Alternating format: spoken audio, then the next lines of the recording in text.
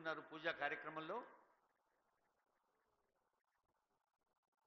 వికారాబాద్, నారాయణపేట జిల్లాల్లో ఉన్న 312 ప్రభుత్వ పాఠశాలల్లో చదువుతోన్న 28,000 మంది విద్యార్థులకు పోషక విలువలతో కూడిన ఆహారాన్ని అందించే, మనం ఇల్లు కట్టుకుంటే పూజలు చేస్తాం కదా, ఇదేమో ఒక్కరి ఇల్లు కాదు, ఇద్దరి ఇల్లు కాదు, 30,000 మంది పిల్లలకు తిండి పెట్టే ఇల్లు, పెద్ద కిచెన్.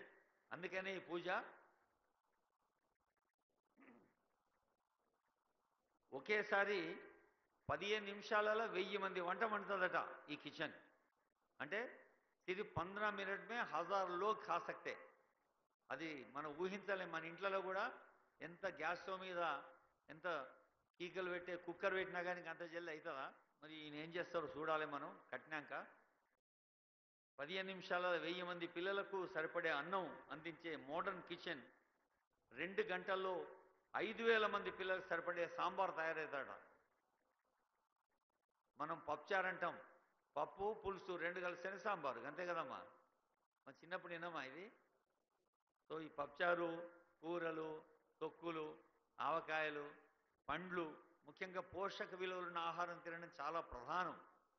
పిల్లలందరికీ కళ్ళు మంచి కనపడాలి, దానికి ఏ విటమిన్ కావాలి, పిల్లలకు రోగ నిరోధక శక్తి పెరగాలి అంటే కొంచెం వానవడంగానే తుమ్ముస్తాయి, అట్లా రావద్దంటే సి విటమిన్ కావాలి.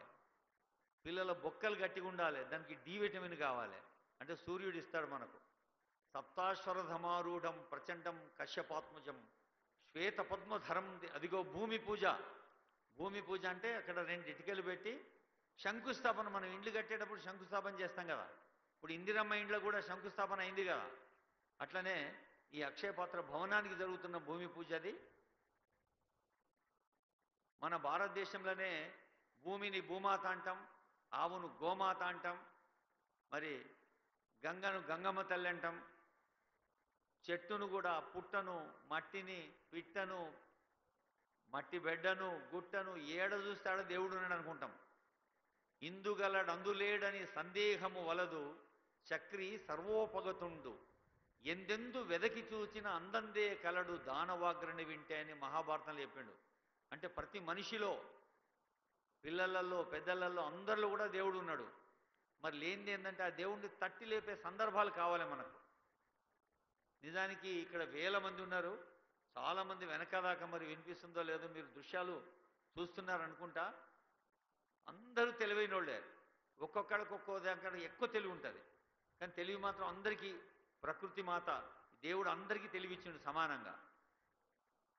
ఎట్లయితే ప్రతి మొక్కలో ఔషధ గుణాలు ఉంటాయి. ఒక తులసి మొక్క కానీ తుమ్మి మొక్క కానీ తీసుకుంటే అమంత్రం అక్షరం నాస్తి, ప్రతి అక్షరంలో కూడా మంత్రశక్తి ఉంటుంది. అమంత్రం అక్షరం నాస్తి నాస్తి మూల మనౌషధం